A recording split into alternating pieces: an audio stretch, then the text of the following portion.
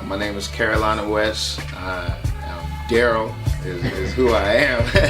I MC, I sing a little bit, I rock out with a band. See, you was crazy as a letter A. You always had the perfect figure, but been out of shape. Yeah, now how much crazy do I gotta take? I do a little bit of everything. I try to. And then the where I'm from part is probably some of the hardest questions to ask. I bounced around a lot throughout my life, so right now I'm in the OC. I live in the OC, so I guess that's where I'm at right now. But I done been a little bit of everywhere, but I hold it down for the IE. I hold it down for the IE definitely. For sure. And how long have you been MCing, or just in doing your thing, out here in California, really? MCing, I took it seriously at like sophomore year in high school, so it's been, plus 10 years now that I've been trying to perfect it in some way, some fashion. What was that, what created that spark? What got you going into? Yeah.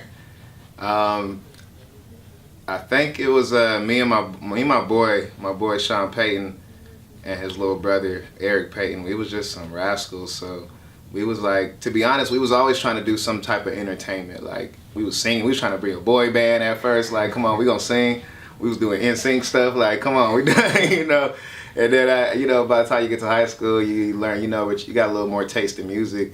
You still want to entertain, but back then, we was becoming a little wordsmiths and we was like, man, we could do this. So we used to always bust over like people's instrumentals and stuff, and then I think we recorded to like a West Side Connection beat. I think that was the first song we ever did over a Bow Down. So we did our little rendition and we had the little tape deck going with the tissue in it, and ever since then we wanted to improve on that first take. So it just started like, dang, we did that. Just let's improve, because that kind of sounds like shit. We could do better. And then it's just, you kind of get addicted to always trying to sound better. Man, well, along the route, definitely, I always attached to artists, like Outkast was a big influence. And it's something about the way they do their thing that it just seems like it's freeing, I want to experience that. So definitely Outkast.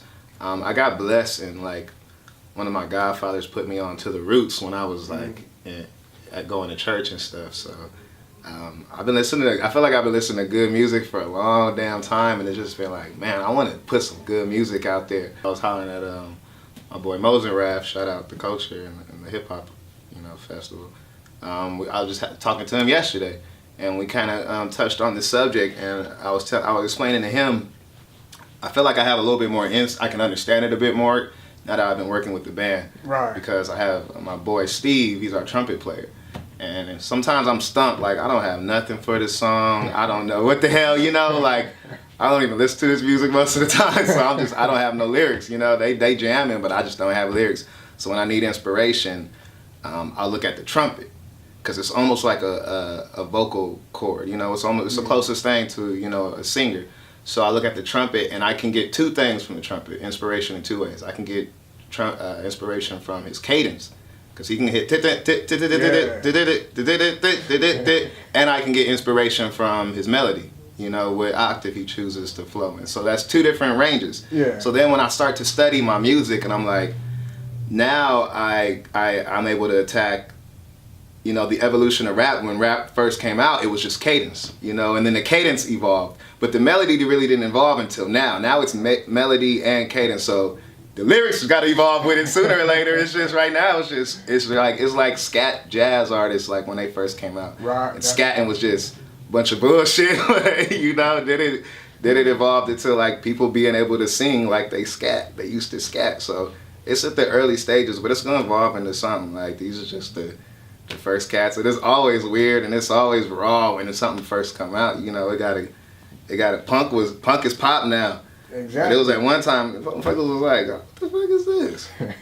So I feel like that's the evolution of it. So you really can't hate on it if it's something evolving, it's something new, man. Right. Listening to your music, I was present for the interview you had here a couple of months ago, and you did a performance, and it seems like you're very culturally aware of what's going on, just through your lyrics wise and what you rap about what you sing about. Is that something that, like you had to develop over time, or was that something coming into the game, you're like, I want to rap about these topics and No, to be honest, like I kind of I don't record a lot of music. Okay. So and for the reason is like for a long time I kept beating myself up, like, man, I keep, once you do this shit for so long, you start to really want it too much. Like, what do you really want so goddamn much to where it like starts to shape your music, and you just in your head, I'm an overthinker, and that can be a detriment. So, but it was almost to the bad side, like it's cool to be a perfectionist, but sometimes I overthink. Make a long story short, man, I just wasn't putting out, I felt like I wasn't even putting lyrics to pad, wasn't my own words for a while, so I had to step back and like, okay, let me think about this. I'm not the same cat, Right. I'm rapping as a younger version of me. I'm rapping as the young Thundercat Carolina West, and I wasn't that, man. I've been married for 3 years now, you feel me? Yeah. My son is 5, you feel me? I ain't been to a club since, I try to avoid that unless I'm promoting some shit, so I'm living a different life, so I had to learn how to rap about a whole different world, right. So your lyrics had to evolve with you. Right. So that's something recent, which is I've been seeing cats do it for a long time, but it's just it took a little time with me to be able to really like, okay, this is something that I want to, in the way that I want to present it, So now I just rap about shit that really touch me, and these are issues that touch me, and I'm like, I gotta talk about it in my type of way. Okay, that's what's up. Like speaking on promotion and stuff, you're also like just seeing what you do on social media, and then I know Funky Garcia, someone that you be telling us about the event you also hold out in that's my man. Santa Ana, right? Yeah. Definitely. Like how do you balance?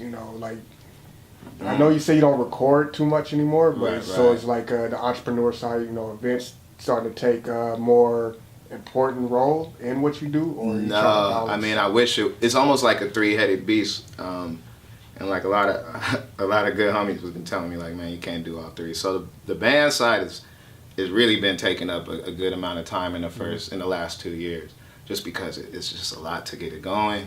It's a lot. It takes a lot to record. Like we just finished up our album, and that was a process in itself.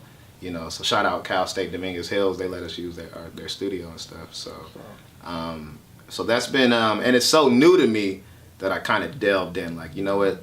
Let me put everything on hold and dive into this and really submerge myself into this culture just to learn it, because I got to play catch up. Right. So I did that over the last year and a half, and it got popping. So they've been asking us for a lot of gigs. So I've been performing a lot more, and during the performances I'm doing a lot of shitty gigs, and I'm like, man, I can do better than this. So I'm like, fuck it, let me just start promoting, because these cats like to perform. They want to perform all the fucking time. They want to eat shit, sleep on the stage. That's what's dope about them. So I'm like, let me take advantage and start doing a lot more gigs. So I got, my wife helps me, my mama be helping me, I got the community, Funky Garcia be coming through, pitching in. So I just got a bunch of cats that want the platform to be there, and they're down to help out, and it's dope, That's what's up, man. If you sit down and you write a plan, it's only 24 hours in a day. Mm-hmm. And if you sit down and divide that shit up evenly, and you do that for 2 weeks, and you're like, okay, I'm gonna give this amount of hours to family, this amount of hours to music, this amount of hours to working, and you do that shit for 6 months, and then you start to see, okay, it's not gonna work out like this. Like, it's always gonna be a continuous adjustment. Right. So you just gotta be, the problem, the biggest thing I've learned is you gotta be able to be aware when that shit needs adjustment. And sometimes you could be so fucking busy where you think shit is going, like, nah, man, I'm on top of it. Oh, like, no, bro. Motherfucker, you're not on top of it. Like, baby, that whole crying and shit. You got to be aware of when shit needs adjustment. And it's never, you're not going to know this perfect number, because sometimes you can overdo it, and your family be like, all right, daddy, you been here. Wait, don't you got a show? My son be like, nigga, what's up? Don't you got a show? Usually you be performing. I'm like, I'm trying to big kick it. But, so it's just about knowing and seeing. Like, when my sons start acting up, I'm like, okay, maybe I need to slow down and be around a little bit more. My wife get a little mad at me. I'm like, all right, let me be around a little bit more, slow it down. Give her a kiss on the cheek, something like that. So it's just about being aware. At the end of the day, that's in everything. You got to be aware and not be so consumed about what's going on where you can't see where the adjustments need to be made. Okay. And seem like real easy going and stuff. Man, I had to, man. You can't take this shit too serious. I used to take it too serious, and that's when I was like, fucking with my craft. So, I learned that, man, you gotta shout out to Alan Watts. I gotta watch some of Alan Watts talks. He's like this crazy dude that used to talk a lot. So watch Alan Watts, but he's a fucking genius. And he'll really tell you, man, you start to learn so much about everything where you're like, fuck. You try to be a perfectionist because you know so much, and you can be a perfectionist, and it's easy to try to improve on every spectrum of your life, but then it's like, for what? You're still gonna die. At the end of the day, you gonna be dead and nobody gonna give a fuck once you dead. So just try to enjoy it while you're here, man, and try to let other people enjoy you while you're here. So I try to and put that in my music now. Not take it so serious, but still know you want to lead that. I'm gonna be honest, man. I do take this shit very serious, from the business side to it, and that's why I do stuff like the promotions and whatnot. But at the end of the day, if it's not fun, you're not having an enjoyment of it, then what's the purpose? Because there's not too much you really get out of this industry, other than the enjoying the time. Yeah. Look at them old cats. They were like, do I got a lot of money? Nope. But I had a hell of a time, That's 97% of this music industry is a hell of a time. So fuck, we enjoy myself while I'm doing it. Working with a live band, what prompted that? What made you say, I wanna have instruments on my set, and because that even talking about live shows and stuff, that brings a whole nother dynamic to everything. Right. So what prompted that? I guess I don't know. I've always wanted to get down with a band. I've listened to a lot of funk, growing up, and then like I said, I got put on into the Roots so they were always my favorite. Like the Outkast and the Roots, I always go back and forth on who was my favorite for years. And then I seen this dude named I forgot his name, man. He had this band, and I think it was for the UT. I think it was a UTB show, or a major hype show back in Riverside, some years ago. And this dude had a band. His name is No Something, man. I want to say No Something, but the band. Oh no, Name Brand. Name Brand is his name. And he had a band, and he was a hip hop artist that I think he usually performs solo, but that band was so dope, man, and it fucking blew my socks off, and I was like, I gotta get a fucking band. So it took years from that later, but one day I was just like, I'm not performing, I'm not recording. I had the super writer's block. I'm just like, I'm gonna put a band together and just try something different. And I went on Craigslist and answered an ad, and this band was already together. They didn't went through singers, but they would never actually had somebody that stuck. They just always auditioned singers and was like, let's just wait.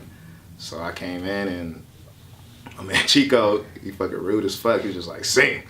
I'm like, all right. I just started singing and, rapping.